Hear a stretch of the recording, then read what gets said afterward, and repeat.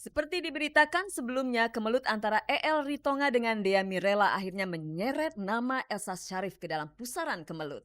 Elsa yang juga menjadi pengacara Dea sudah dilaporkan oleh EL ke Polda Metro Jaya atas dugaan pencemaran nama baik. Upaya hukum yang ditempuh EL tentu saja menjadi barang baru dalam hasanah perceraian artis yang selama ini cenderung mengumbar dosa-dosa dalam perkawinan ke ruang publik. Upaya hukum yang ditempuh EL terhadap Elsa Syarif akhirnya menimbulkan solidaritas.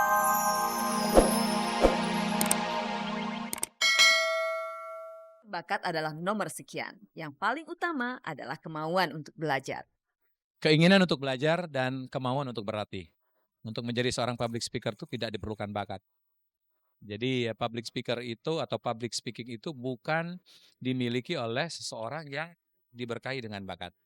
Sebelum mendirikan sekolah, Tantowi sudah memiliki banyak murid. Salah satunya adalah Tamara Geraldine. Kiprah Tamara terkenal lantaran celoteh-celotehannya. Namun kita tidak akan membahas kepiawaiannya. Kita akan menyoroti kebahagiaannya sebagai seorang ibu. Rupanya istri Tintin Pam ini mengaku sudah memiliki anak. Padahal selama ini ia tak menampakkan tanda-tanda kehamilan. Bersama suaminya, Tamara sedang disibukkan mendidik anaknya yang diberi nama Caskaya Putri Pam. Saya udah punya anak saya satu. Kayak di sekolah dia harus pakai bahasa Indonesia. Begitu dia di rumah, anak saya terlambat ngomong. Karena waktu di rumah kita membahasakan bahasa Inggris. Jadi anak saya tuh suka bingung gitu yang namanya taruh di meja sama put on the table, terus put it back. Gitu anak saya suka agak bingung. Suami Tamara berkeluarga negaraan Jerman. Sudah barang tentu Tamara akan bersinggungan dengan pemberlakuan RUU perkawinan campur.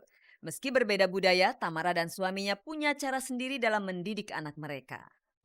Kita sepakat untuk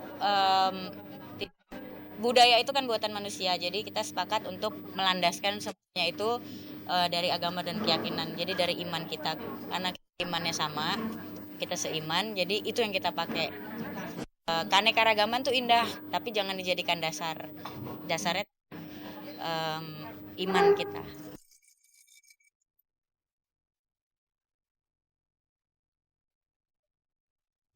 Pemirsa, kasus EL Ritonga dan Dea Mirela merembet menjadi polemik antar pengacara. Setelah EL melaporkan Elsa Syarif ke Polda Metro Jaya atas dugaan pelanggaran kode etik pengacara, Elsa Syarif tak mau pasrah begitu saja membiarkan isu itu bergulir. Ia pun mencari dukungan dari rekan seprofesinya. Namun pengacara EL tidak mau tinggal diam. Ia pun siap dengan pembelaannya. Nah, bagaimanakah serunya mereka beradu argumen? Kita simak saja beritanya. Ini dia.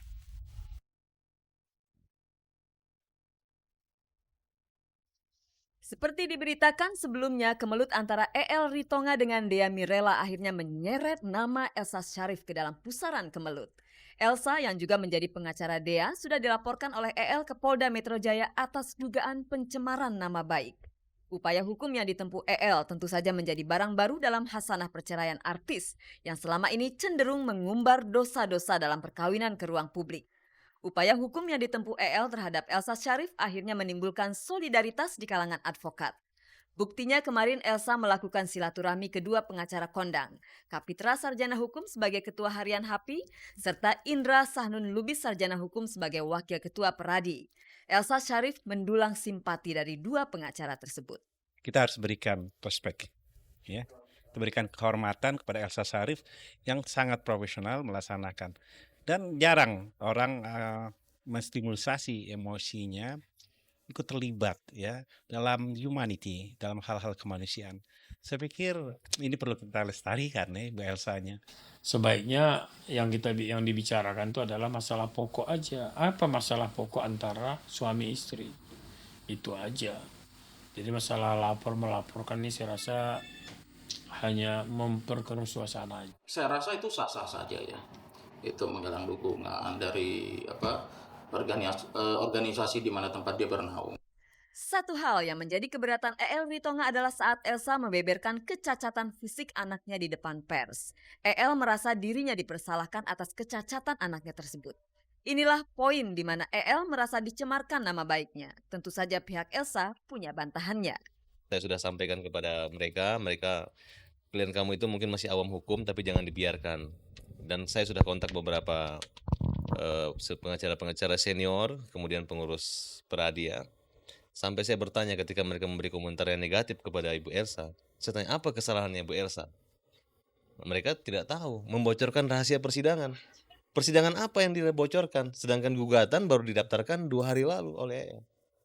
Baru mereka kata, wah kalau begitu ada informasi yang salah yang diberikan kepada mereka. Yang dikatakan bahwa keadaan anaknya cacat, keadaan ketidakmampuannya, masalah ekonomi, segala. Dan itu kan memang benar apa adanya kalau saya lihat ya. Kalau memang, jadi sulitlah untuk dikatakan itu pencemaran nama baik. Sebab apa yang dikatakan itu adalah suatu surat terbuka kok. Ya kan? Bukan rahasia, bukan surat tertutup. Seorang advokat itu tidak diperbolehkan membuka rahasia kliennya, termasuk juga rahasia lawannya, agar kemudian dibentuk suatu Dewan Kehormatan Kode Etik untuk melakukan suatu pemeriksaan terhadap diri ES. Profesi sebagai pengacara tentu saja tidak kebal hukum. Kalau mau fair, rasanya semua pihak harus membiarkan supaya proses hukum terus berlanjut. Di sanalah nanti akan terbukti siapa salah, siapa yang benar. Toh kalau tidak terbukti bersalah, Elsa bisa menuntut balik. Tak ada gunanya berpolemik di luar pengadilan karena semua merasa di pihak yang benar. Kondisi saat ini yang mereka melaporkan kemudian mengekspos besar-besarnya, apabila satu saat misalnya tidak terbukti, kita bisa melaporkan bahwa mereka memberikan satu laporan palsu, memberi keterangan kepada pembesar negeri bahwa seorang melakukan tindak pidana, perbuatan tidak menyenangkan, tapi ada aturan hukum yang bisa melakukan gugatan balik baik berupa perdata maupun pidana. Klien saya tetap berketetapan hati untuk meneruskan perkara ini, ya, agar supaya tidak ada lagi korban-korban yang lain akibat ulah dari ES itu tadi.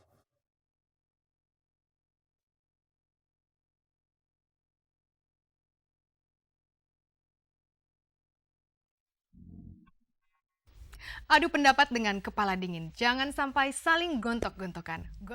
Pemirsa, bermimpi punya pacar cantik? Bagi Wendy dan Narji Cagur, hal itu sudah jadi kenyataan. Mereka punya jurus jitu untuk memikat kekasih mereka. Tentunya Narji dan Wendy harus berjuang mati-matian demi menggait pujaan hati mereka.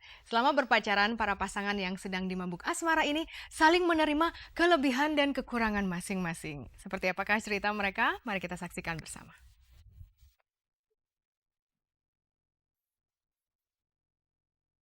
Jika Anda merasa sebagai cowok yang bertampang pas-pasan, jangan lantas berkecil hati untuk menggait hati seorang bidadari.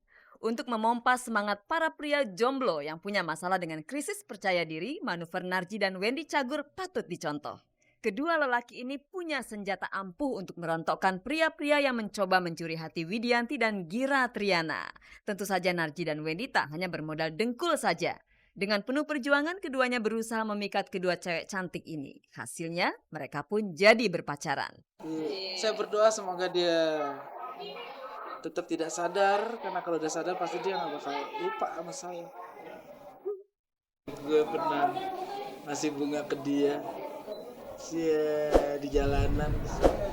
Nggak tahu dia tuh nggak suka banget dikasih bunganya taruh di mobil, tuh kecewa banget. Katanya emangnya aku tawon apa? Dia nggak mau apa-apa deh, yang penting dia sayang aja sama Dian. Dia suka bikin kesel dulu, tapi tiba-tiba ada di depan rumah, itu romantis. Bikin marah dulu gitu. Rupanya Wendy dan Narji tak hanya jago menggelitik perut penonton dengan lawakannya, namun keduanya juga mampu menggelitik hati kedua cewek ini. Cagur dan Wendy tak mau bermanis-manis di depan pacar mereka. Dengan kelebihan dan tampil apa adanya ini, cinta mereka tak pernah berpaling ke lain hati. Kita percaya kalau memang jodoh nggak kemana, karena sekarang ibaratnya sih orang bilangnya selama bendera kuning belum berhenti gitu. Ibaratnya sekarang orang merit aja bisa cerai, apalagi orang pacaran. Jadi kita juga nggak mematok ya segala macam, jalanin aja. Dia tuh orangnya super perhatian sama dia. Senyum kali ya, senyum saya kan manis banget. Pacar Wendy dan Narji ini menerima kedua pangerannya ini dengan apa adanya. Meski beragam selentingan menimpa mereka, cinta tetap akan terus bersemi. Ya insya Allah semuanya deh. Ngertiin aja, kita ngertiin kalau saya lebih pendek gitu, kadang kalau jalan dia di bawah saya disuruh di trotoar, itu kan bentuk pengertian gitu.